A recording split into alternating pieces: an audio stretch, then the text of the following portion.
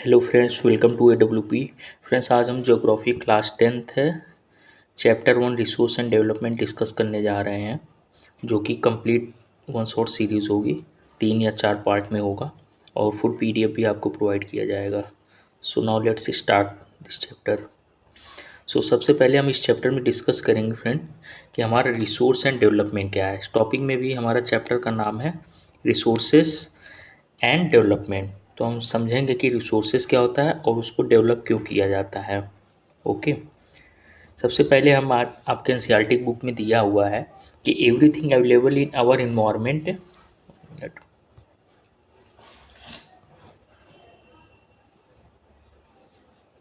Environment which can be used to satisfy our needs provides it is technologically accessible, economically feasible and culturally acceptable term है resource.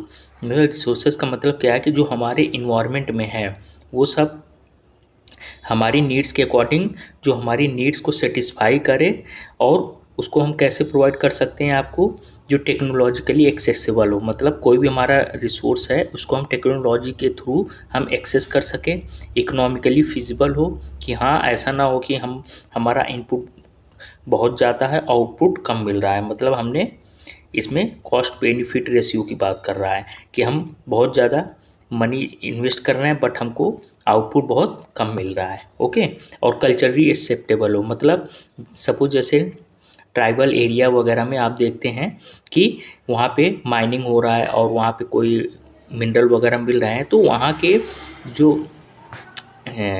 क्या नाम है local people हैं उनको उनकी life effect ना हो और उनका कल्चर डिस्ट्रॉय ना हो। तो इस वजह से ये 3 पॉइंट अगर आपके एग्ज़ाम में आए तो आप इस डायग्राम को ज़रूर बनाइए। क्या है?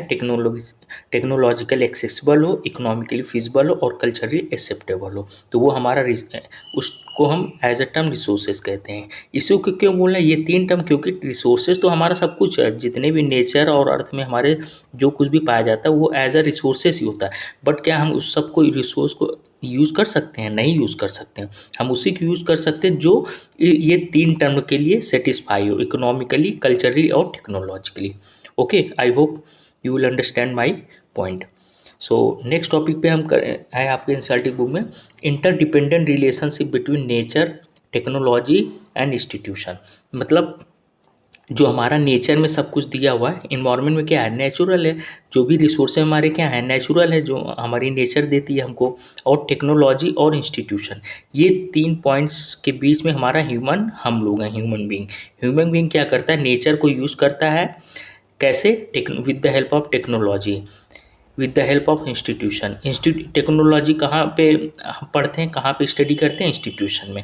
IIT, IIM, medical college, forest institute वगैरह में क्या होता है, इंस्टीट्यूशन है। इसके बारे में हम लोग स्टडी करते हैं कि नेचर को कैसे जाने, नेचर के से हम कैसा आउटपुट लें जो हमारी ह्यूमन बीइंग की लाइफ को अच्छा करे। फिर हम टेक्नोलॉजी डेवलप करते हैं। फॉर एग्जांपल जैसे कोल माइनिंग वगैरह, नेचुरल गैस, CNG गैस हम लोग यूज करते हैं कहाँ पे, कार वगैरह में, और डेली लाइफ में LPG। तो ये सब हम क्या है, एक्सट्रैक्ट करते हैं नेचर से। नेचुरल गैसेस हमारी पाई जाती हैं कहाँ पे, कोस्टल एरिया जो है, नॉर्थ ईस्टर्न रीजन असम वगैरह में, और मुंबई हाई रीजन में, आपके ये तमिलनाडु चेन्नई वाले रीजन में। तो यहाँ पे नेचुरल गैस पाए जाते हैं। जैसे वो आप एक PSU जानते हैं, ONGC, oil natural gas corporation. इसका काम क्या है, जितने भी नेचुरल गैस हैं जो हमारे अर्थ में, इसको एक्सट्रैक्ट करता है, फिर हमारी डेली लाइफ में यूज होता है। फिर हम आपके घरों में और ऑटोमोबाइल सेक्टर वगैरह में जो गैस, CNG गैस वगैरह, कार वगैरह चलती है, और डेली लाइफ LPG वगैरह सिलेंडर जो घरों में प्रोवाइड किया जाता है। ओके, तो ये ह्यूमन बीइंग के प्रोस्पेक्टिव से क्या है कि हमारा ये तीनों जो टर्म है हमारे एक दूसरे से इंटरकनेक्टेड है, नेचर, इंस्टीट्यूशन, टेक्नोलॉजी। ओके, फिर नेक्स्ट टॉपिक है हमारा what we are going to study in this chapter. Oh sorry, ये तो हमको पहले ही डिस्कस करना था। कोई नहीं, यहाँ पे हम डिस्कस कर लेते हैं, ये स्लाइड पीछे आ गई थी। क्या है, सबसे पहले क्लासिफिकेशन ऑफ रिसोर्सेस हम देखेंगे, डेवलपमेंट ऑफ रिसोर्सेस देखेंगे, रिसोर्स प्लानिंग देखेंगे, land resources utilization, land use pattern in India के बारे में, land degradation and conservation measure, के बारे में, सॉइल एज अ रिसोर्सेज, कौन कौन सी टाइप्स ऑफ सॉइल पढ़ेंगे, alluvial soil, black soil, red and yellow soil, laterite soil, laterite soil, forest soil, soil erosion and soil conservation के बारे में देखेंगे। फिर आज हम डिस्कस करने जा रहे हैं हमारा classification of resources, types of resources on what is resources. Okay, फिर डेवलपमेंट ऑफ रिसोर्सेज एजेंडा 21, फिर रिसोर्स प्लानिंग हम सेकेंड टॉपिक सेकेंड लेक्चर में डिस्कस करेंगे। ये 3 टॉपिक हम आज कवर करेंगे। फिर क्या है, सबसे पहले क्लासिफिकेशन ऑफ रिसोर्सेज आपकी एनसीईआरटी बुक में दिया है, किस बेसिस पे दिया है, on the basis of origin, मतलब नेचर में जो ओरिजिन के बेसिस पे। 2 बेसिस हैं, आप छोटी क्लास में पढ़े होंगे, बायोटिक और एबायोटिक। बायोटिक क्या होते हैं, obtain from biosphere and have life, जो लिविंग बींग्स होती हैं। ओके, जैसे प्लांट्स, एनिमल वगैरह। बायोस्फीयर आई होप जान रहे हैं, बायोस्फीयर के अंदर हमारे सपोज ये बायोस्फीयर है, इसके अंदर हमारा wild life sanctuary, national park, wild life sanctuary, tiger reserve, ये सब आता है। मेजर पार्ट हमारे क्या है, बायो रिजर्व। इंडिया में टोटल बायो रिजर्व कितने हैं, आई थिंक 18 है, डेटा करेक्ट कर लीजिएगा अगर may be 19, but I hope 18 है टोटल बायो रिजर्व। फिर क्या है, एबायोटिक क्या होते हैं, all those thing which are composed of non living things are called abiotic resources, मतलब जो नॉन लिविंग, की वर्ड क्या है आपका, जो नॉन लिविंग थिंग्स होते हैं वो एयर, वाटर एट्सेट्रा। देखिए ये सब भी रिसोर्सेज ही है, एयर, वाटर, सॉयल, ये सब भी हमारे नेचुरल बट एबायोटिक में आते हैं। रिसोर्सेज सब हैं बट प्लांट्स भी हमारा नेचुरल रिसोर्स है, एनिमल्स भी रिसोर्सेज हैं, लेकिन इसको हम एयर वाटर एज अ पढ़ाई करते हैं।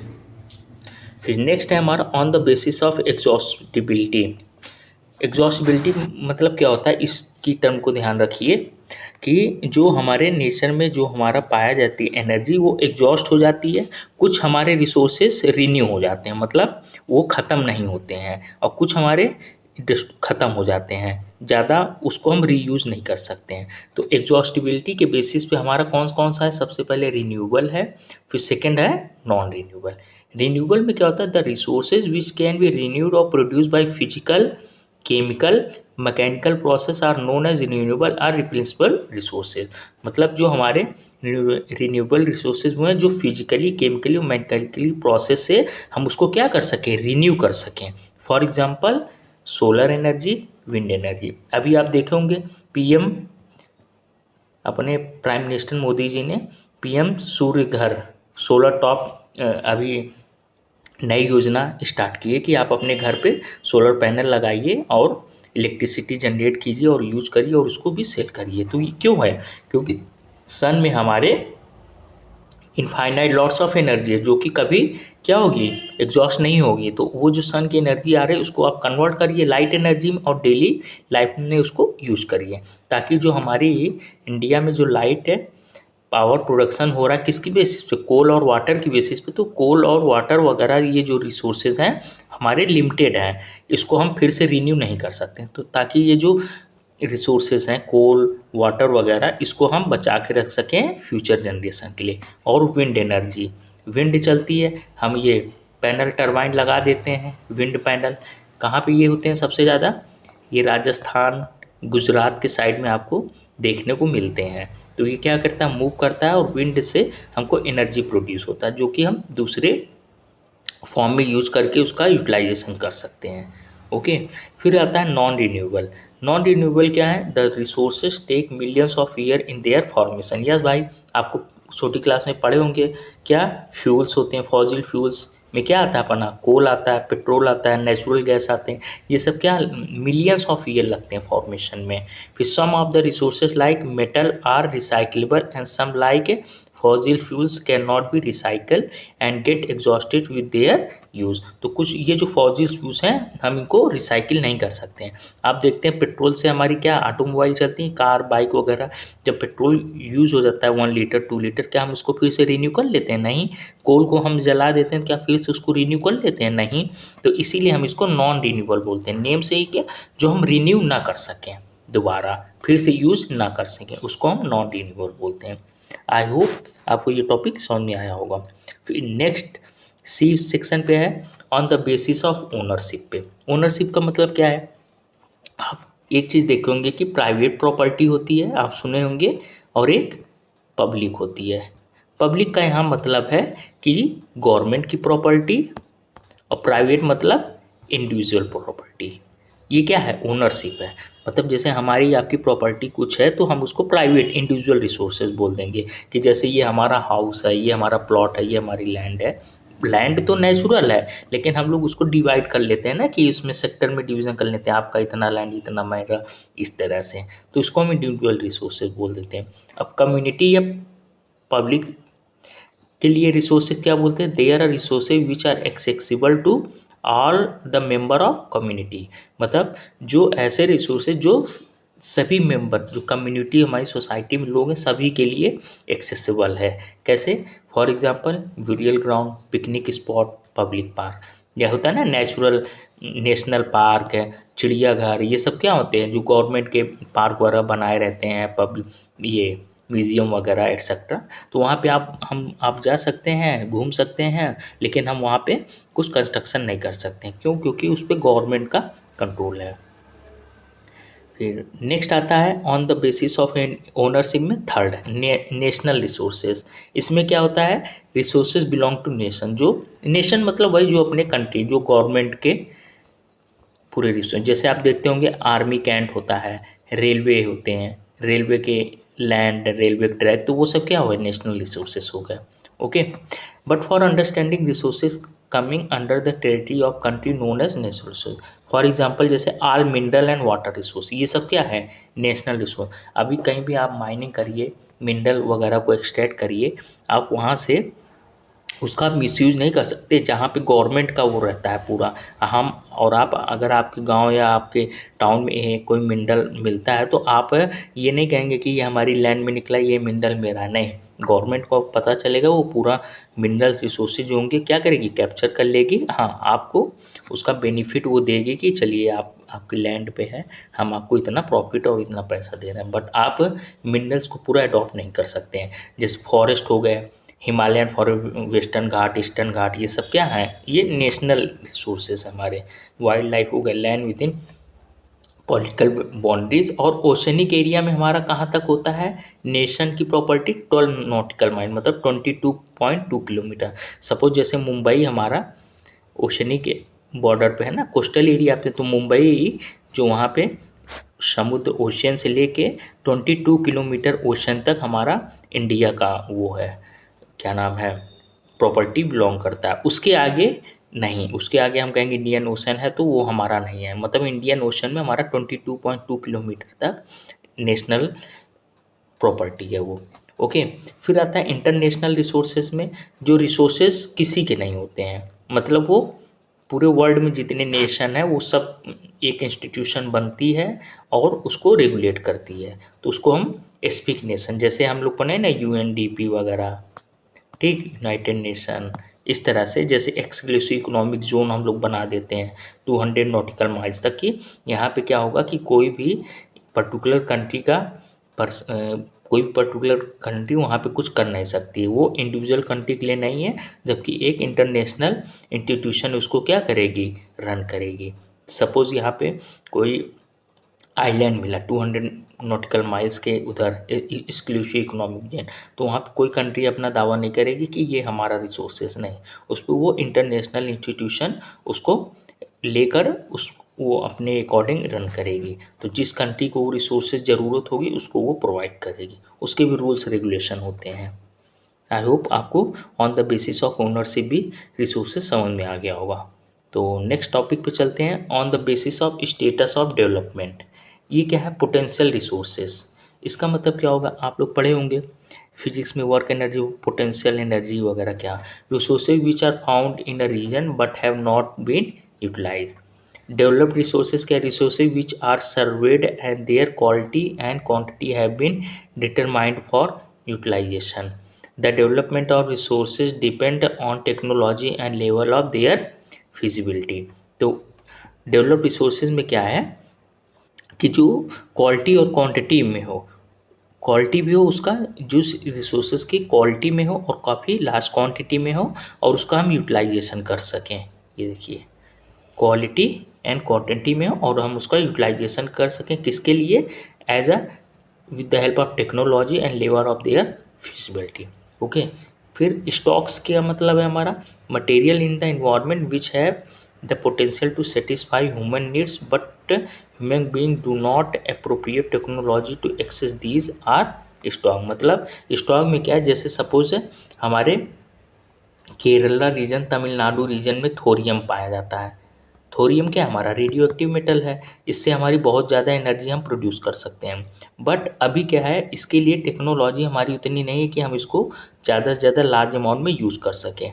तो हम इसको क्या बोलेंगे कि थोरियम का लार्ज अमाउंट स्टॉक में प्रेजेंट है, बट हम इसको ह्यूमन बीइंग अभी यूज़ नहीं कर सकता है। लेकिन है but human being do not have the appropriate technology to access these stock. Present तो है हमारे अर्थ में, हमारे कंट्री में, बट हमारे पास वो टेक्नोलॉजी नहीं है हम उसको की यूज कर सकें। फिर आता है हमारा रिजर्व्स। रिजर्व्स क्या होते हैं, subset of stock which can be put into use with the help of existing technical know how but their use has not been started. मतलब हमको पता है कि सपोज एक्स मिनरल हमारे पास है, हमको पता है कि ये कहाँ पे है, कैसे हम इसको यूज़ कर सकते हैं, बट अभी हम स्टार्ट नहीं किए हैं यूज करना, तो हम इसको रिजर्व में रखे हुए हैं। होता ना घरों में कि हम रिजर्व में इतना फूड रखे हुए हैं, अभी हम इसका यूज नहीं कर रहे हैं, हमको पता है कि कब यूज करना है, कैसे यूज करना है, इस वजह से हम इसको रिजर्व कैटेगरी में डाल देते हैं। ओके, तो नेक्स्ट टॉपिक हमारा फ्रेंड्स है on the basis of status of development पे। ये आपके पोटेंशियल डेवलप स्टॉक रिजर्व में, ये आपका फ्लो चार्ट दिया हुआ है आपके बुक में, आप इसको रीड आउट कर सकते हैं। फिर नेक्स्ट टॉपिक है development of resources. Development of resources हम पढ़ रहे हैं, तो इसका प्रॉब्लम्स क्या है, क्या कि डेवलपमेंट को, वो रिसोर्सेज को डेवलप करने के लिए, सपोज कोई हमारा रिसोर्सेज है कोल वगैरह, ओके, एल्यूमिनियम,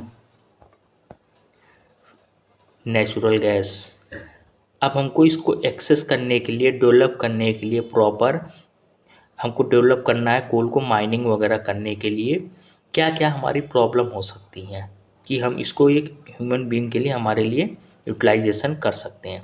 देखिए सबसे बड़ी प्रॉब्लम है depletion of resources for satisfying the greed of few individual. Simple सी बात है, सपोज जैसे कोल हमारा रीजन है कौन सा, झारखंड, छत्तीसगढ़, उड़ीसा। अगर ये देखिए इंडिया के 3 स्टेट में ही मेजर है और कर्नाटका में, ओके, अगर यहीं पे हो रहा है, अगर हम इसको लोकल पीपल के हाथ में दे देंगे तो लोग क्या होंगे, ग्रीडी हो जाएंगे, इसका मिसयूज़ बहुत करेंगे, बहुत ज़्यादा माइनिंग करेंगे मनमानी, क्यों, क्योंकि और कहीं हो नहीं रहा है कोल इंडिया में, फिर उसको इलीगल तरीके से बेचेंगे, तो ये रिसोर्सेज क्या होगा, धीरे धीरे ख़त्म हो जाएगा। सबसे बड़ा प्रॉब्लम ये है। फिर क्या है, accumulation of resources in few hand which in turn divided the society into two segment, have and have not. Yes, अगर सपोज जहाँ पे कोल वगैरह, कोल रिसोर्सेज हमारा पाया जाता है, अगर गवर्नमेंट इसको अपने हाथ में ना ले तो क्या होगा, फिर लोकल पीपल, प्राइवेट लोग इसको अपने हाथ में ले लेंगे, फिर क्या होगा, इन्हीं के हाथ में हमेशा हमारा कोल रहेगा, और कुछ लोग, यही लोग हमेशा इसका यूज करेंगे, बहुत ज़्यादा प्रॉपर्टी बनाएंगे, और कुछ लोगों के हाथ में आएगा नहीं, सिर्फ सिलेक्टेड लोगों के ही हाथ में ये हमारे रिसोर्सेज हमेशा पड़े रह जाएंगे। इसी वजह से इंडिया ने क्या बनाया, कोल इंडिया।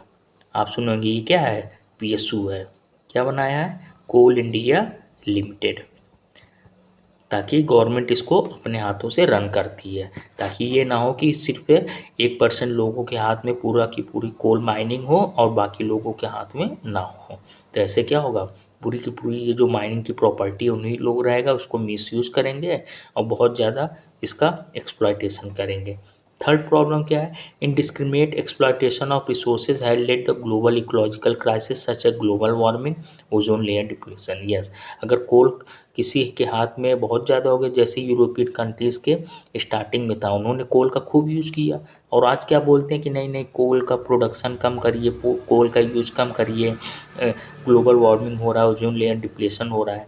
भाई आपने जब इंडस्ट्रियल रिवोल्यूशन आया था तो आप ही ने तो सबसे ज़्यादा वो किया था, मिसयूज किया था इसका, और आज आप डेवलप्ड हो गए तो आज डेवलपिंग कंट्रीज़ को आप क्या बोल रहे हैं कि इसका यूज़ मत करिए, क्यों, क्योंकि इन लोग के पास टेक्नोलॉजी थी, यूरोपियन कंट्रीज़ जैसे ग्रेट ब्रिटेन वगैरह के पास, तो इन लोगों ने इसका मिसयूज़ खूब किया। और बाकी जो डेवलपिंग और जो कॉलोनियल कंट्रीज जहाँ पे अंग्रेज़ों ने, ब्रिटिशर्स ने कैप्चर करके रखा था, वो सब कंट्रीज़ क्या कर रहे थे, उन लोग यूज ही नहीं कर पा रहे थे, उनके पास टेक्नोलॉजी नहीं थी, तो इन लोग ने खूब मिसयूज़ किया और डेवलप्ड हो गए। और आज डेवलपिंग कंट्रीज़ यूज़ कर रहे हैं तो ये लोग क्या बोल रहे हैं कि नहीं नहीं इसका यूज़ कम करिए। यस, यूज़ तो कम होना चाहिए, लेकिन ये पर्टिकुलर लोगों के ही हाथ में था। क्या था? कोल बेस्ड एग्जाम्पल है समझने के लिए। ये जो तीनों प्रॉब्लम आपके बुक में दिया है, आपके बुक एग्ज़ाम में सीधा सीधा आएगा कि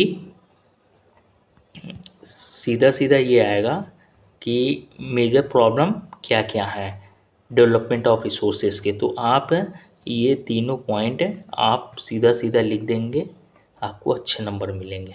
फिर यही जो प्रॉब्लम हो रही थी, इससे निकलने के लिए एक 1992 में रियो डी जेनेरो, ये कहाँ पे, ब्राज़ील में एक समिट हुई वर्ल्ड लेवल की।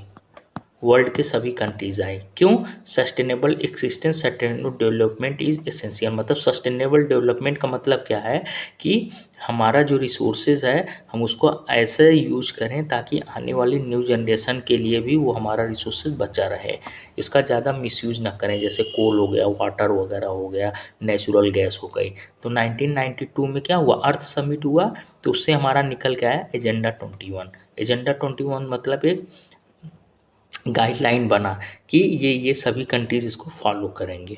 ओके, तो क्या होता है एजेंडा 21 और अर्थ समिट 1992 में क्या होता है कि more than hundreds of state, मतलब हंड्रेड्स कंट्रीज से ज़्यादा रियो डी जेनेरो ब्राज़ील में पार्टिसिपेट करते हैं। किसके लिए? अर्जेंट प्रॉब्लम ऑफ इन्वायरमेंट को प्रोटेक्ट करने के लिए और सोशो इकोनॉमिक डेवलपमेंट के लिए एट ग्लोबल लेवल पे।